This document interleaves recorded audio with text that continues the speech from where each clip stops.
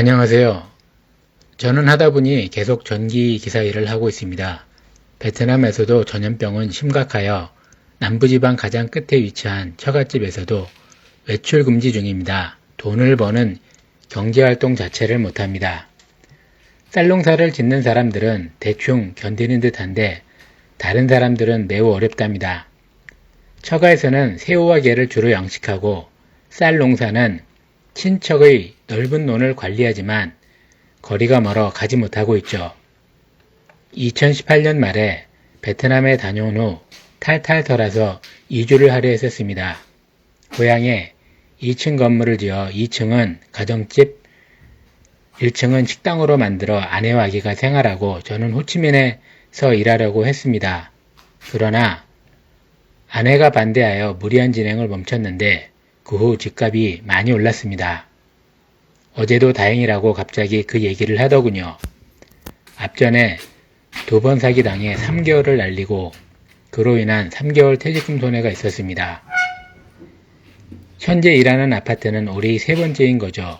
그런데 원래는 한 달 안에 이직하는 곳을 다니고 있습니다. 수장이 5번 이상 막 신경질을 냈는데 같이 다퉜거든요. 그동안 많은 일 중에 3가지만 줄이자면 동지와 판넬의 차단기 노후화로 소음이 너무 커서 민원이 잦았습니다. 업자를 통하면 350만원 정도의 견적이 나옵니다. 그런데 방식이나 금액이 잘못되었다고 판단하여 제가 직접 교체하기로 했었습니다.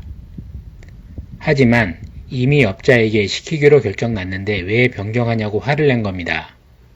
2번째는 나무에 해충이 생겼고 그 해충의 이름을 모른다는 이유였습니다. 웃기는 건 정작 소장도 후에 그 해충명을 알았습니다. 3번째는 자기 집에서 이상한 소음이 난다는 민원이었고 타 단지라면 무시하는 민원이었습니다.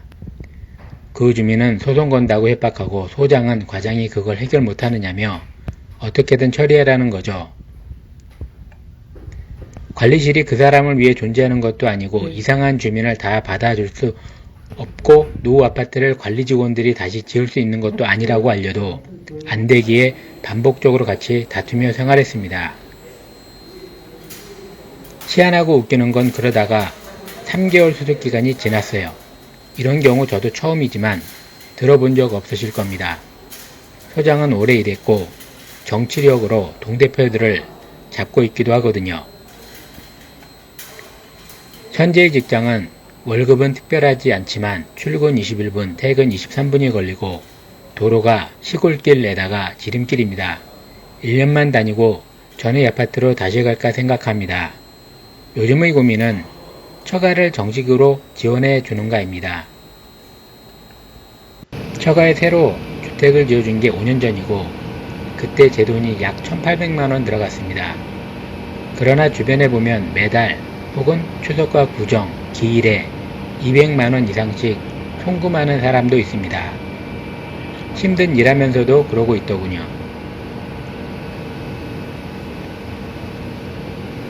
저는 특별히 그런 적이 없기에 아내나 그 친구들이 그런 상황을 자주 말합니다만 우리가 잘 돼야 처갓집도 잘 살 수 있다고 얘기합니다. 그런데 지금 현재는 실제로 처갓집에서 곤궁합니다. 다른 방법도 없고요. 현 아파트에서 3개월 넘게 일하다 보니 분위기 맞추는 게 중요합니다.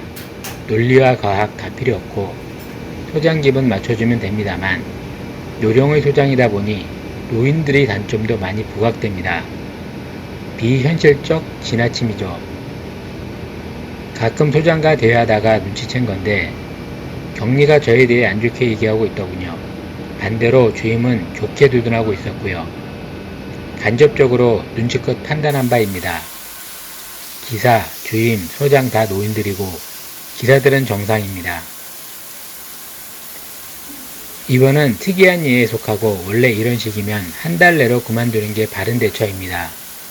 그걸 누구보다 잘 아는 제가 봐도 신기합니다.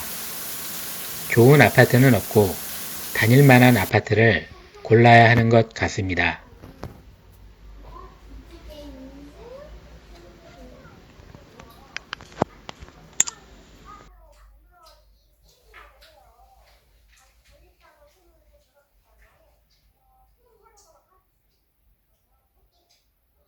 원래 좀